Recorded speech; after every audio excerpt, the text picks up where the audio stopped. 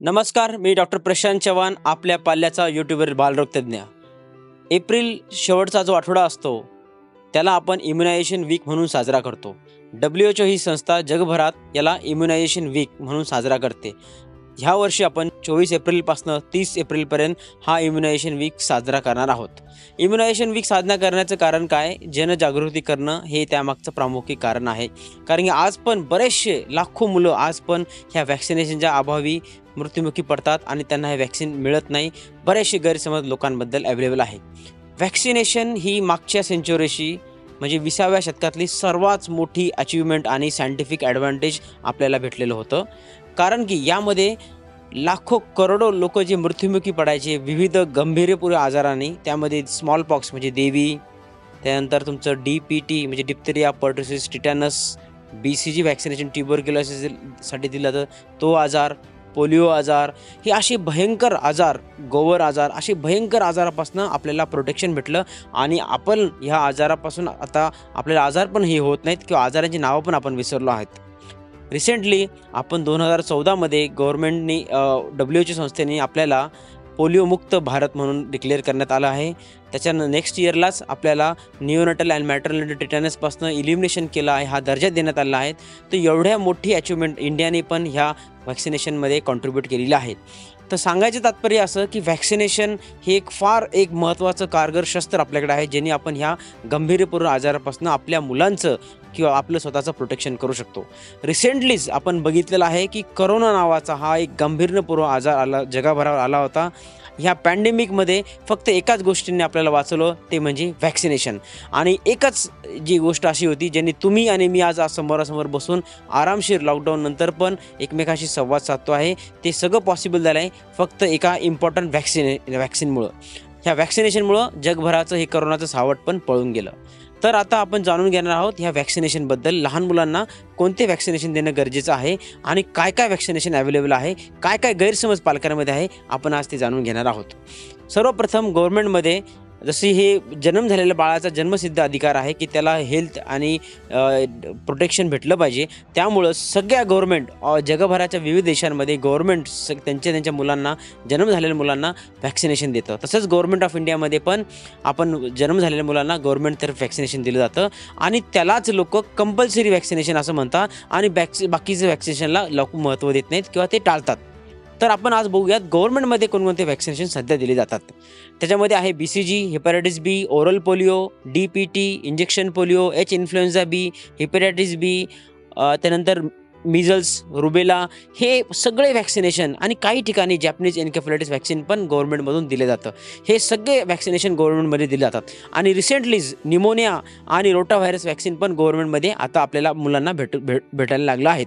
पण आता आपल्याला माहिती जाणून घेण्याची आहे की काही ॲडिशनल व्हॅक्सिनेशन आहे ज्याला लोक प्रायव्हेटचे व्हॅक्सिनेशन म्हणतात किंवा ऑप्शनल व्हॅक्सिनेशन म्हणतात. हा शब्दप्रयोग फार चुकीचा आहे. ऑप्शनल असा शब्द प्रयोग करणं चुकीचं आहे. याला आपण ॲडिशनल व्हॅक्सिनेशन भरू शकतात. कारण की दरवर्षी इंडियामध्ये 2.5 करोड मुलं जन्म पावतात आणि एवढ्या मोठ्या प्रमाणात सगळेच व्हॅक्सिनेशन गव्हर्नमेंटला मुलांना देणं पॉसिबल होत नाहीत.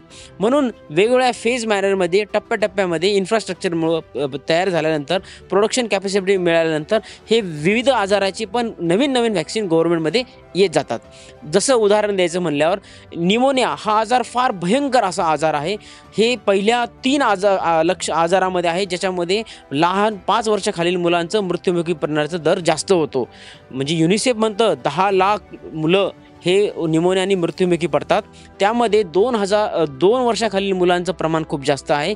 आणि मेन ऑर्गॅनिझम जो हे निमोनिया कॉज करतो त्याचं नाव आहे स्ट्रेप्टोकोका निमोनिया. आणि मला सांगायला तुम्हाला आनंद होतो की ह्या स्ट्रेप्टोकोका निमोनिया आजाराबद्दल ही कारगर अशी लस 20 वर्षापासून मार्केटमध्ये उपलब्ध आहे. पण आपल्या गव्हर्नमेंटमध्ये कंपल्सरी व्हॅक्सिनेशन, गव्हर्नमेंट इम्युनायझेशन शेड्यूलमध्ये हे व्हॅक्सिनेशन आपण 2017मध्ये इंट्रोड्यूस केलं आणि तेव्हापासून सगळ्या मुलांना निमोनियाची व्हॅक्सिन पण भेटू लागली. महाराष्ट्रामध्ये 12 जुलै 2021 पासून निमोनियाची लस सर्व जन्म झालेल्या मुलांना भेटू लागली. पण त्यापूर्वी हे व्हॅक्सिन प्रायव्हेटमध्ये अवेलेबल होतं का नव्हतं? होतं आणि ज्या लोकांनी काही थोडाफार खर्च केला असेल त्यांना हे वॅक्सिनेशन भेटलं आणि आपल्या मुलाला ह्या निमोनिया आजारापासून प्रोटेक्शन भेटलं. तसंच रोटा व्हायरस वॅक्सिन, जो गॅस्ट्रोचं वॅक्सिन मूल लोक त्याला म्हणतात, त्याला गॅस्ट्रो पण हा आजार भयंकर आजार आहे 2 वर्षाखालील मुलांमध्ये. यामुळं पण खूप सारे लोक मृत्युमुखी पडतात. तर ह्या रोटा व्हायरसच्या अगेन्स्ट पण एक वॅक्सिन, रोटा व्हायरल वॅक्सिन उपलब्ध होतं पहिले पण, आणि आता ते गव्हर्नमेंटमध्ये भेटतं आहे. तो 2016 मार्च 2016 रोटा व्हायरस वॅक्सिन पण सगळ्या मुलांना आता गव्हर्नमेंटमधून भेटतं आहे. त्यापूर्वी ही वॅक्सिन प्रायव्हेटमध्ये अवेलेबल होतं, आता गव्हर्नमेंटमध्ये भेटते. जर कधी आपल्याला ॲडिशनल वॅक्सिनेशन गव्हर्नमेंटमध्ये जे नाही भेटत आहेत अशी द्यायची असेल तर आपण प्रायव्हेटमधून देऊन आपल्या बाळाचं प्रोटेक्शन करू शकतात. फेजली मॅनरमध्ये टप्प्याटप्प्याने सगळेच वॅक्सिन गव्हर्नमेंटमध्ये येणार आहेत. पण तोपर्यंत आपल्या बाळाला आपण जर कधी प्रोटेक्शन थोडाफार खर्च करू शकत असेल तर नक्कीच करणं गरजेचं आहे. जसं आपण आपल्या पाल्याला नवीन गोष्टी, चांगल्या गोष्टी देतो, प्रायव्हेट स्कूलमध्ये टाकतो, प्रायव्हेट ट्युशन टाकतो, त्याला कोचिंग लावतो, त्याला बस लावतो, त्याला व्हॅन लावतो, त्याला वेगवेगळे गॅजेट्स आणून देतो, नवीन पुस्तक आणून देतो. हा ॲडिशनल खर्च आपण गव्हर्नमेंट हॉस्पिटलमध्ये प्रत्येक मुलगा पाठवत नाही, आपण प्रायव्हेटमध्ये मुलांना शिकवतो, कारण की आपल्याला त्याला काहीतरी बेटर त्याच्या हे एज्युकेशनसाठी द्यायचं असतं. तसंच बाळाच्या हेल्थसाठी आपल्याला काही ॲडिशनल गोष्टी ज्या गव्हर्नमेंटमध्ये पण भेटत आहेत त्याच्या व्यतिरिक्त काही द्यायचं असेल तर हे वॅक्सिनेशन देणं फार गरजेचं आणि चांगला एक संयुक्तिक उपाय असू शकतो. प्रायव्हेटमध्ये जे लोक ऑप्शनल वॅक्सिन म्हणतात याच्याबद्दल पालकांमध्ये फार गैरसमज आहेत. सर, हे वॅक्सिन देण्याची गरज नसते, मग गव्हर्नमेंट का देत नाहीत? मी त्याचं उत्तर पहिलेच दिले.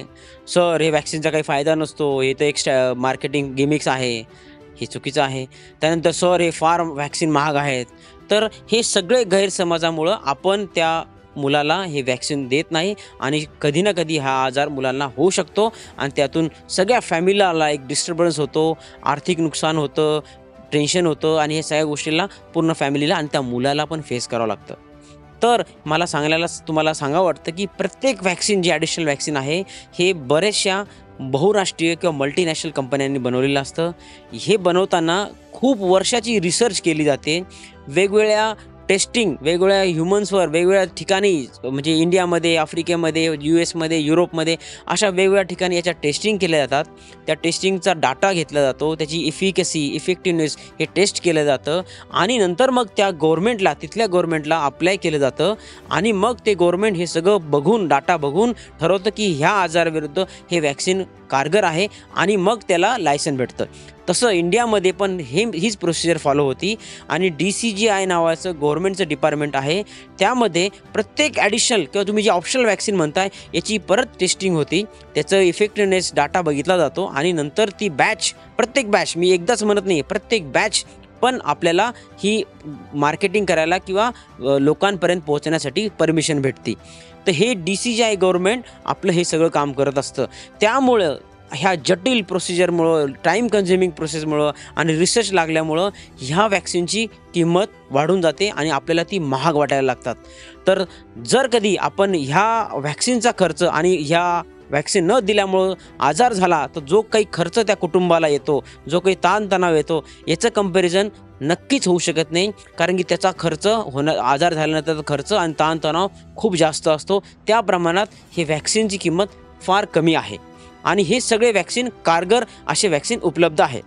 तर आता मी तुम्हाला सांगतो की हे वॅक्सिन कोणकोणते अवेलेबल आहेत, जे ॲडिशनल आपण म्हणूया, ऑप्शनल किंवा प्रायव्हेटचे वॅक्सिन न म्हणता ॲडिशनल वॅक्सिन कोणकोणते आहेत जे काही आपल्या बाळाला गव्हर्नमेंटच्या वॅक्सिन व्यतिरिक्त आपण देऊ शकतात.